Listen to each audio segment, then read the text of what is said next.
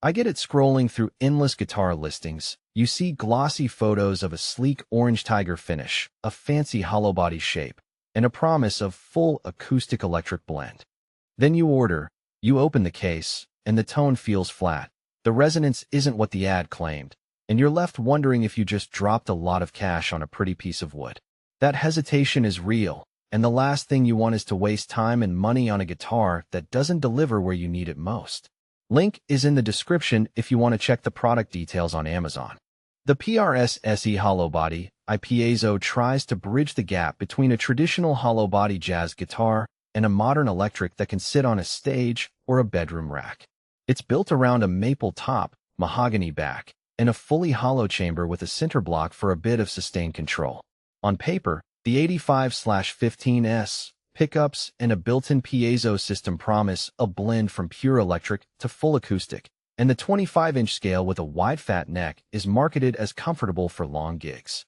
Those are all solid ideas, but the question is whether they translate into usable, everyday performance. First off, who actually benefits from that dual voice concept?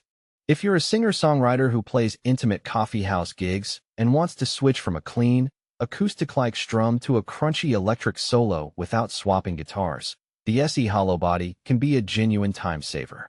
The piezo pickup, accessed via a separate volume knob, lets you dial in a crisp, acoustic tone that sits nicely under a vocal track when you're recording at home. In my own testing, the piezo responded well to light fingerpicking, giving a clear, bright sound that didn't get lost in a small room mix. For a bedroom player who can't afford two separate instruments, that convenience is a real plus. On the flip side, if you're a jazz guitarist who relies on deep, complex resonance from a traditional hollow body, or a metal player who needs high output and tight low end, this model might feel like a compromise that leans too far toward being a jack of all trades. The center block, while intended to reduce feedback at high volumes, also mutes some of the natural warmth you'd expect from an all-hollow construction. In a live club setting with a lot of stage monitors, I noticed a slight hollow buzz when I cranked the amp, despite the block's presence. That's a trade-off you have to accept if you plan to push the guitar hard on stage. Practical strengths become clearer when you look at the neck and playability. The wide fat profile is genuinely comfortable for players with larger hands or those who like to rest their thumb over the top of the fretboard.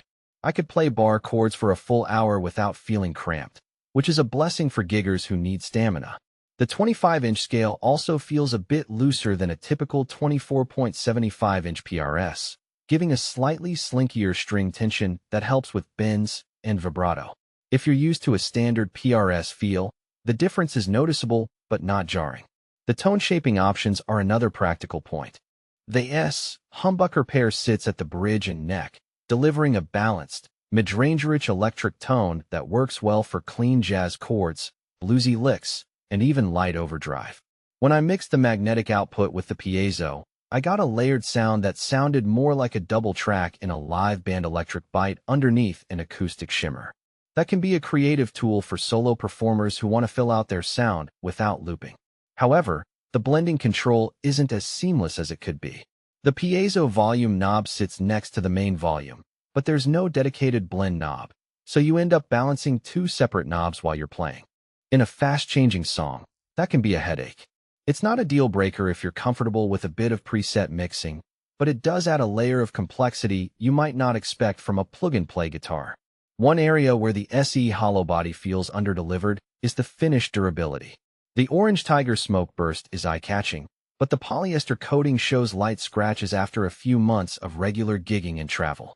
It's not a structural problem, but if you're the type who tosses your guitar into a gig bag after every show, the finish may start looking dull faster than a more traditional satin or nitro finish. Another practical weakness is the lack of a dedicated acoustic output jack.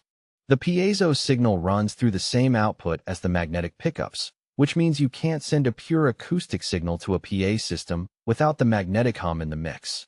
For a player who wants a clean acoustic feed for a folk set, that limitation could mean extra EQ work or a separate DI box, adding cost and hassle.